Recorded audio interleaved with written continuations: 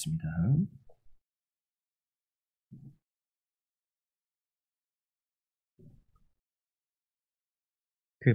박창선 목사님께서 저를 부러워할 일이 사실 별로 없거든요.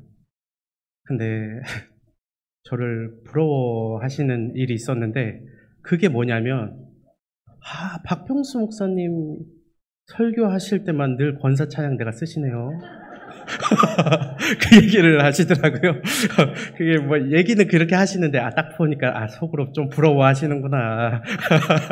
저도 너무 좋습니다. 제가 하기 전에 늘 이렇게 은혜를 끼쳐 주시니까 저도 한결 이 마음이 편하게 이렇게 설교할 수 있게 되고 참 너무 감사한 것 같습니다. 예수님은 그리스도이십니다. 믿으십니까? 아멘입니다. 그럼 그리스도 무슨 뜻이죠? 그리스도? 메시아 무슨 뜻입니까? 구원자라는 뜻입니다. 우리가 다 이거 갑자기 제가 물어보니까 다들 뭐 대답을 못 하시는 거지 다 알고 계시잖아요. 예수님은 우리의 구원자 되시는구나. 예수님은 우리의 그리스도시구나 라는 것을 우리는 다 알고 그것을 믿고 살아가고 있습니다. 그러면요, 이 그리스도의 원어적인 뜻은 무엇일까요? 원어적인 뜻은 기름 부음을 받은 자라는 뜻입니다. 기름 부음을 받았다는 것입니다. 그 이스라엘 어떤 사람들이 이 기름 부음을 받았는지 아십니까? 하나님께서 자신의 말씀을 이 선지자에게 주시면서 하나님께서 사람을 세울 때에 이 기름을 부어서 그 선지자가 하나님의 말씀을 가지고 가서 그 기름을 부어서 뿔병에다가 기름을 채워서 그 기름을 머리에 부어서 사람을 세웠습니다. 이렇게 세웠던 직분이 세 가지가 있는데 우리가 너무 잘 알다시피 선지자, 그리고 제사장, 그리고 하나 뭡니까? 왕 맞습니다. 왕입니다. 이렇게 세 가지 직분에 대해서는 하나님께서 직접 세우신 거나 다름없죠.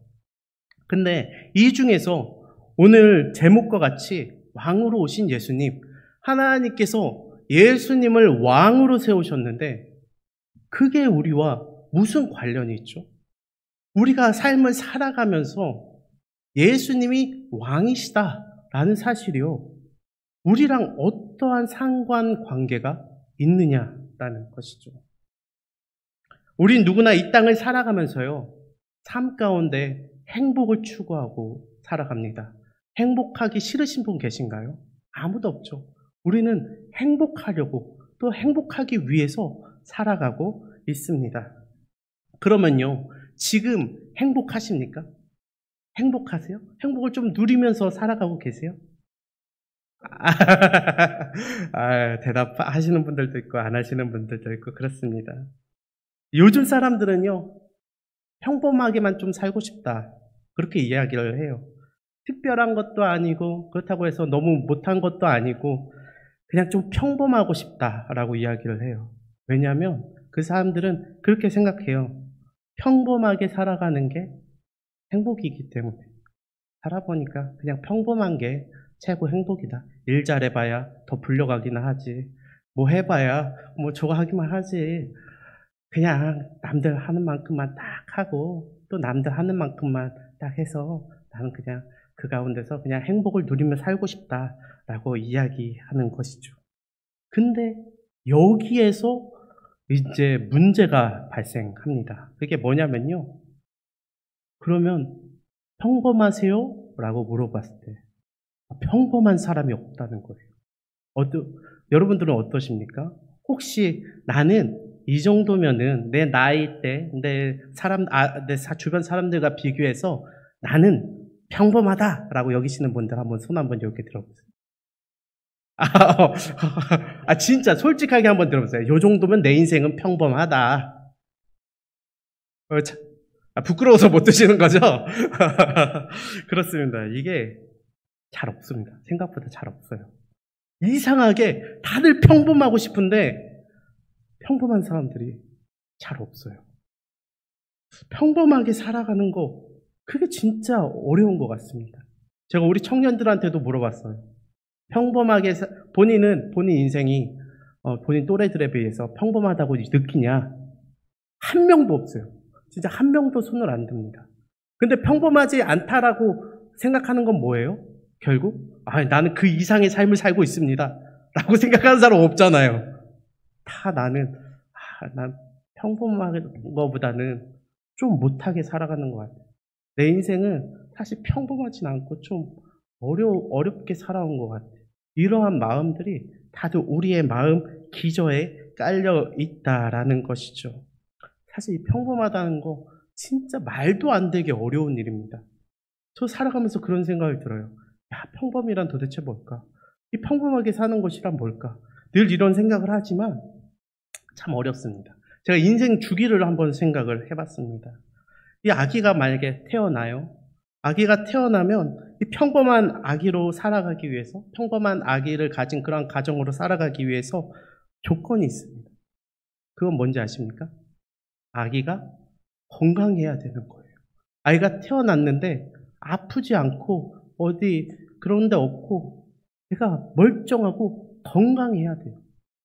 그래야 우리는 그 가운데서 평범한 거지 라고 여길 수 있다는 것입니다. 아기가 조금 더 만약에 큰다 생각해 보세요. 그러면 평범하게 살아가려면 어떻게 해야 될까요? 적당한 때에 몸도 뒤집고, 그리고 적당한 때에 서기도 하고, 돌이 되기 전까지는, 돌 때까지는 그래도 서기는 해야 되고, 걸음마도 뛰고, 남들 할 때 같이 그 정도는 해줘야 그 평범하다고 이야기할 수 있습니다. 만약에 이 아이가 한 달, 두 달 뒤집는 것이, 아니면 서는 것이, 걷는 것이 늦어진다면 부모 마음은 어떤지 아십니까? 진짜 속탑니다. 속탑. 혹시나 우리 아이에게 뭔가 문제가 있지 않을까.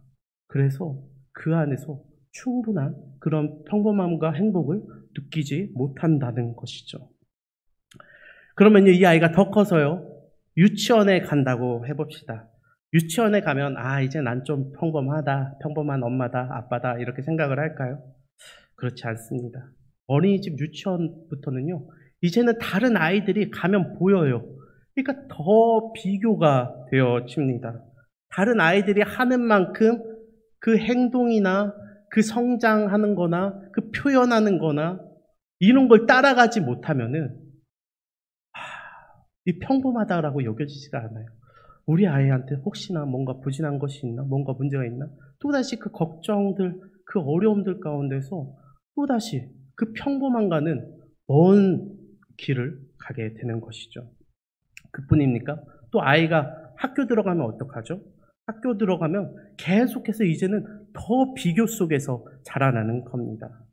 그 비교에 대한 비중이 점점 더 커지고 단순히 학업뿐만 아니라 다른 아이들보다 뭔가 조금이라도 더 뒤처진다면 평범해지기 쉽지 않습니다.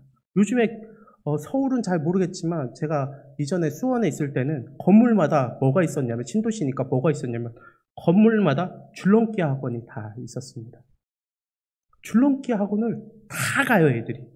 그러니까 어떤 일이 발생하는지 아십니까? 초등학교 2학년, 그때 전에 교회 담임 목사님 아들이 집에 왔는데 애가 우울하다는 거예요. 왜 그러냐? 체육 시간에 줄넘기를 하는데 줄넘기 50개를 못하는 학생이 그 반 아이들 중에 자기 혼자밖에 없다는 거예요. 저희 전에 교회 담임 목사님이 어떻게 했겠습니까? 학원 바로 끊어줬습니다. 진짜. 그런 거죠. 남들보다 뭔가 못한다 여기지. 사실 근데 2학년이 줄넘기 50개 하는 거 이거 쉽습니까? 저 못했어요. 저도 2학년 때. 저도 흙 퍼먹고 살았지. 요즘 애들처럼 그렇게 못했습니다. 근데 이제 다른 아이들과 끊임없이 비교 속에서 이제는 부모가 비교하는 것이 아니라 아이들끼리 서로 이제 비교의 대상이 되기 시작하는 것이죠. 학교 다니면은 이건 말할 것도 없죠. 공부하는 것 때문에 그 비교에 대한 스트레스, 그 학업적인 스트레스가 말도 못합니다. 그렇게 청년이 되면, 그렇게 대학교 들어가면 좀 평범해졌다고 여길까요? 그렇지 않습니다. 절로 평범해지지 않습니다. 이제는 정말 그 비교가 오히려 더 강력하게 드러납니다. SNS나 서로 간에 통해서 그 사는 수준도 보이고, 나는 막 알바도 해야 되는데, 어떤 애는 알바하지 않아도 또 부모가 학자금을 대주고, 뭐 어떤 애는 막 차를 타고 다니고, 막 이런 것들이 보이기 시작하면 그런 생각이 들죠, 오히려. 평범의 문제가 아니라 이 출발선에서부터 나에게 뭔가 문제가 있는 것이 아닌가. 그러면서 한동안 유행되었던 말이 무엇입니까? 흑수저니, 금수저니, 그러한 말들이 한동안 이 사회를 계속해서 강타했던 것을 우리는 보았습니다. 그리고 또 회사에 들어가면 어떤가요? 그러면 좀 평범한 인생이 되겠습니까? 나도 남들이 하는 만큼 해서 이제 회사에 들어왔으니까 이제 평범하게 살아야지 라고 생각을 합니까? 그렇지 않죠. 끊임없이 삶의 문제들이 나를 괴롭힙니다. 꼭 그런 것뿐만 아니라도 연애하는 데 있어서도 그렇고, 남들과 관계하는 데 있어서도 그렇고, 참 늘 비교의 대상입니다. 내가 남들만큼 사교적인가? 그 가운데서 나는 남들만큼 평범하게 살아가고 있는가? 끊임없이 이것이 우리를 괴롭히고, 또한 그로 인해서 그 가정 가운데 불화가 생기기도 하고 늘 어렵습니다. 그렇게 해서 또 결혼하려면 또 어떻습니까? 비교 대상들이 너무나 많고, 그렇게 잘 결혼했다 하더라도 또 이제 다시 아이를 가지는 것에서부터 또 어려움이 발생하죠. 그 아이 갖는 것도 어렵고 힘들게 또 아이를 가졌는데 또 혹시나 그 아이가 아프기라도 한다. 그러니까 우리는 사실 평범이라고는 말하고 있지만 이 너무나 도달하기 어려운 이상입니다. 이 평범이라는 것은 우리가 가지고 있는 어떠한 이상적인 삶이에요. 그러니까 유토피아와 같은 삶을 우리는 평범이라는 말로 대체한다는 것이죠. 그리고 그 평범에 이르지 못하니까 스스로를 자책하고 스스로에 계속 우울감이 들게 하고 또 계속 살아가는 데 있어서 어려움을 가지게 한다라는 것입니다. 근데 그렇게 여기면서도 왜 우리는 이 평범을 벗어나지 못할까요? 인생이 우리 것만 같잖아요. 인생 지금까지 살아오시는 데 있어서 다 우리 계획대로 하시고, 다들 기도하셨겠지만 우리가 하고 싶은 대로 하시고 그렇게 해서 살아오신 거 아닙니까? 그리고 그것만 했습니까? 계획하는 것뿐만 아니라 막 보험도 들어놨잖아요. 단순히 우리가 드는 그 보험뿐만 아니라 뭔가 내 삶에 뭔가 문제가 생길 때 그 차선책이 생겼을 때 그것까지 대비하도록 우리가 인생을 그렇게 바짝바짝 살아가는데, 여기 부지런하지 않으신 분이 어디 있습니까? 인생을 살아가는데. 그런데도 불구하고 왜 우리는 평범함을 살아가지 못하냐는 것입니다. 세상은 결코 답해줄 수 없습니다. 하지만 성경은 이렇게 답하고 있습니다. 인생은 우리 것이 아니기 때문에 그렇다라고 성경은 이야기하고 있습니다. 그럼 우리의 인생은 누구의 것입니까? 우리가 사실 예수 그리스도를 알기 전이었으면 공중의 권세 잡은 자의 것이었습니다. 에베소서 2장 2절과 3절 제가 읽어드리도록 하겠습니다. 그때의 너희는 그 가운데서 행하여 이 세상 풍조를 따르고 공중의 권세 잡은 자를 따랐으니 곧 지금 불순종의 아들들 가운데서 역사하는 영이라. 우리가 불순종의 아들들이었대요. 그리고 3절에서는 전에는 우리도 다 그 가운데서 우리 육체의 욕심을 따라 지내며 육체와 마음에 원하는 것을 하여 다른 이들과 같이 본질상 진노의 자녀이었더니라고 이야기합니다. 본질상 진노의 자녀고, 그리고 불순종의 아들이었다라고 이야기합니다. 결국 우리는 마치 우리의 인생을 살아가는 것처럼 보이지만 공중에 그 권세 잡은 자의 손 안에서 놀아나고 있었다라는 것이죠. 주변 환경과 그 상황 속에서 세상이 말하는 그 가치관에 의해 평범함이라는 것을 만들고, 거기서 조금이라도 벗어나면 스스로를 불행한 사람으로 만들고, 또한 우울해하면서도 그거를 버리지 못하고 어떻게든 그 평범한 가운데 들어가려고 하고 발버둥을 치고 기회를 찾고, 어떤 사람은 사기를 치고 어떤 사람은 그렇게 해서까지라도 남을 헐뜯어서까지도 그 안에 들어가서 평범해지고 싶어 하는 것입니다. 그 평범한 가운데 행복이 있다고 여기기 때문이죠. 단순히 지금의 시대뿐만 아닙니다. 예수님이 계실 때도 그랬지 않습니까? 이 베데스다 연못 우리가 잘 알고 있죠. 이 베데스다 연못에서 물이 돌 때에 천사가 그 물을 휘저을 때에 빨리 들어가는 한 사람, 그 사람 어떤 병이든 낫는다라는 그러한 전설이 있었습니다. 그러니까 그 안에서 그 양문 곁에 있는 그 베데스다 연못가에서 그 많은 아픈 사람들이 진을 치고 어떻게든 거기 들어가려고 그렇게 했던 것이죠. 근데 예수님이 그 자리 가운데 오십니다. 그리고 그 병자에게 찾아오시는 것이죠. 근데 그 병자는 뭐라고 이해합니까? 그 예수님을 앞에 두고도 뭐라고 이야기하냐면 나를 여기서 들어다가 저기 넣어줄 사람이 없습니다. 라고 이야기합니다. 그 말뜻은 무엇이냐? 나를 도와주고 싶거든 나를 들어서 이 안에 빨리 넣어주세요. 혹시나 천사가 이렇게 조금이라도 물을 동하게 한다면 나를 좀 들어서 여기에 좀 넣어주세요. 라고 요청하고 있는 것이죠.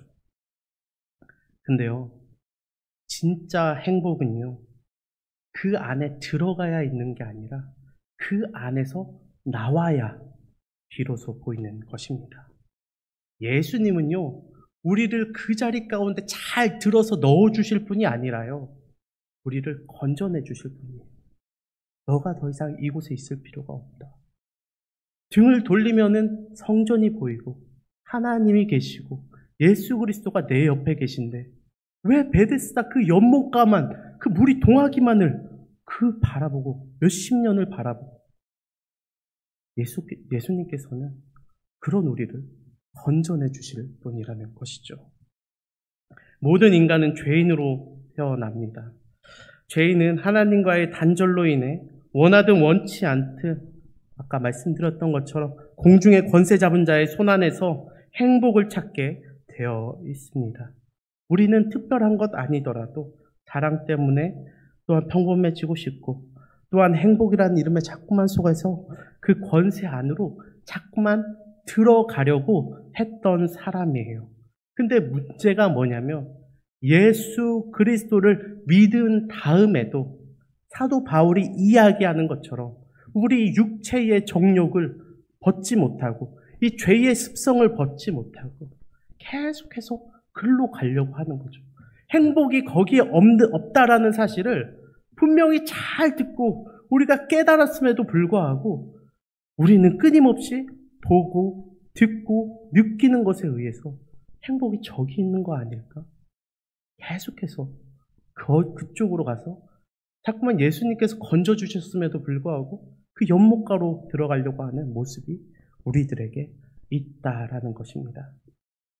그렇기에 예수님께서 왕 되셨다라는 이 사실이 크나큰 의미가 있는 것입니다. 단순히 구원자일 뿐만 아니라 예수님께서는 우리의 왕 되어 주셨습니다. 예수 그리스도의 그 통치 안으로 들어가야 공중의 권세 잡은 자의 그 통치 속에서 나올 수가 있는 거예요. 그리스도 대신 예수님은 우리가 알고 있는 것처럼 선지자, 제사장, 그리고 왕으로 오셨다는 거죠. 그래서 그 왕으로 오셨다는 사실을 우리가 단순히 머리로만 아는 것이 아니라 그분의 통치 안으로 들어감으로써 우리가 몸으로 알아야 된다는 거죠. 행복은 거기에 있다라는 말입니다.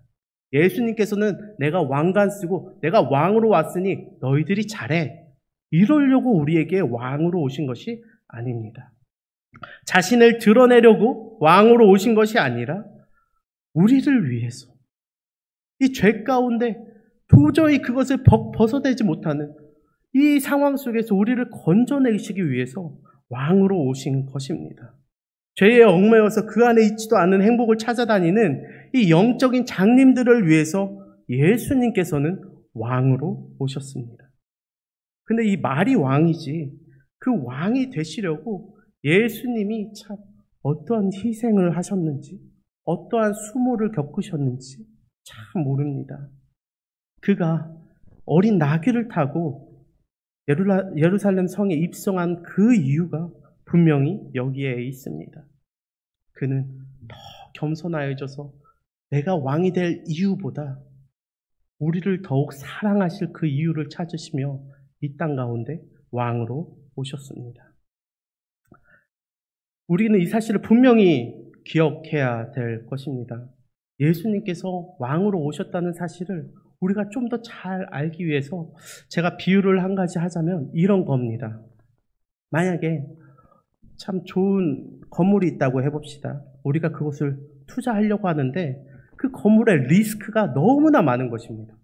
뭔가 빚도 많고 뭔가 얽히고 섞인 게 너무 많고 이거 사면 100% 문제 생기고 100% 이거 내 돈 돌려받지 못하고 사는 게 의미가 없을 정도로 대신 내가 남의 빚 갚아주는 것밖에 안 되고 그러한 건물을 누가 사려 하고 누가 투자하려고 하겠습니까?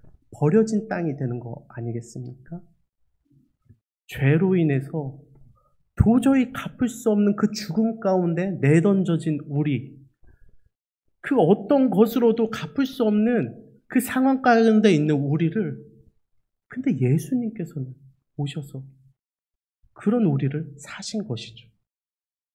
이것이 그의 왕되심입니다.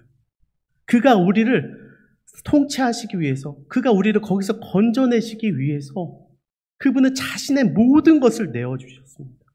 어디까지 내어주셨냐면 태초부터 아예 천지가 심각하기 전부터도 하나님과 그 영원한 관계를 유지하셨던 그 예수님이 죄를 뒤집어 씌우시기까지, 그가 죽임을 당하시기까지, 하나님과의 그 관계가 끊어지기까지 예수님은 그 모든 것을 두고 우리를 위해서 이 땅 가운데 오셔서 왕노릇 해주신다라는 것이죠. 그렇기에 우리가 말이 왕노릇이지, 이거는 머슴 노릇입니다. 이거는 종 노릇입니다. 예수님께서는 그렇기에 우리에게 겸손의 왕으로 오신 것입니다.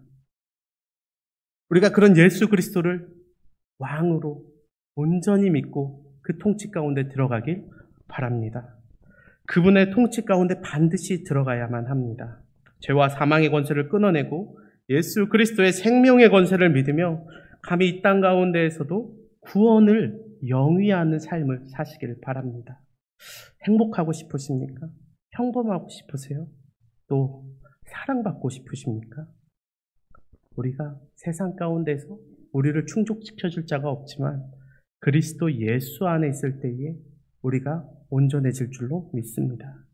분명 그분 안에서 우리가 알고 있는 이 행복보다 더 깊은 행복을, 또한 우리가 누리고자 하는 그 평범함보다 더 평안한 삶을, 또한 오해하고 있는 우리의 부서진 그런 사랑보다 더 온전한 사랑을 우리에게 부어주시고 우리에게 함께 하실 줄로 믿습니다. 예수 그리스도께서 왕이라는 그 사실이 우리에게 믿을 만한 구석이 되셨으면 좋겠어요. 삶을 그리스도인으로 살다가 때론 힘들 때 있잖아요. 때로는 세상 사람들 볼 때에 나도 저렇게 갈 거야. 나도 예수님만 안 믿었으면 저렇게 살아갈 수 있는데. 이렇게 여길 때 혹시나 있지 않습니까? 그럴 때 이 예수님이 왕 되신다는 사실이 믿을 만한 구석이 되셨으면 좋겠어요. 저도 살아가면서 때로는 힘들고 어렵고 부당한 일 당하고 정말 다 때려치우고 싶을 때, 그때 저도 참 부끄러운 말이지만 신앙보다는 때로는 저희 가족들을 먼저 생각합니다. 저희 아내와 저희 아이들 얼굴을 생각하면서 그렇지, 내가 믿을 만한, 그래도 나를 믿어주는 사람이 있잖아. 나를 그리스도인으로서, 나를 하나의 교육자로서, 부모로서, 아빠로서 나를 믿어주는 사람이 있으니까 내가 살 수 있지. 그리고 때로는 통장에 있는 그 계좌 잔고가 저의 마음에 믿을 만한 구석이 되기도 합니다. 이 말은 무엇이냐면 제 통장 잔고가 두둑하다 이 말이 아니고, 그 청년들이나 이렇게 만났을 때에 제가 통장의 잔고에 몇만 원이라도 들어있으면 안심이 되는 겁니다. 그냥 뭐라도 사줄 수 있으니까. 그냥 청년한테 그 돈이 없으면 만나기도 꺼려지잖아요. 근데 조금이라도 총장이 잔고가 들어있으면 당당하게 아유 차 한잔 하자고 얘기하고 또 밥 한 끼 하자고 얘기하고 그런 거 아니겠습니까? 그런 것처럼 우리가 살아갈 때 때로는 너무나 위태롭고 힘들고 어렵고 평범하지 못하고 왜 나에게만 이 행복이 없는 걸까? 우리가 여길 때에 예수 그리스도가 나의 왕되시지. 내가 그분의 통치 가운데 있지. 세상 사람들이 말하는 저것이 나에게 행복을 주진 않지. 라고 여기면서 살아가는 우리 계시교회 모든 성도님들 되시길 진심으로 바라고 기도합니다.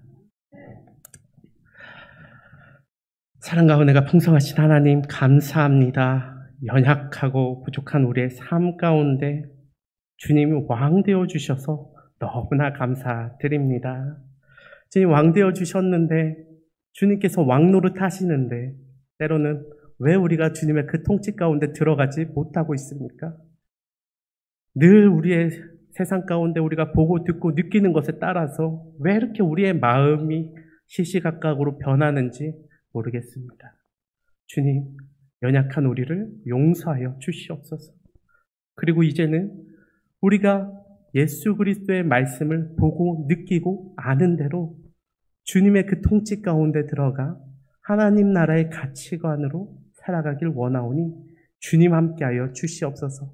세상에서 행복을 찾는 것이 아니라 예수 그리스도 안에서 우리가 행복을 누리며 예수 그리스도께서 주는 세상에 줄 수 없는 그 평안함을 누리며 살아가는 모든 성도 되길 원하오니 주님께서 함께하여 주시옵소서. 감사합니다. 예수님의 이름으로 기도합니다. 아멘.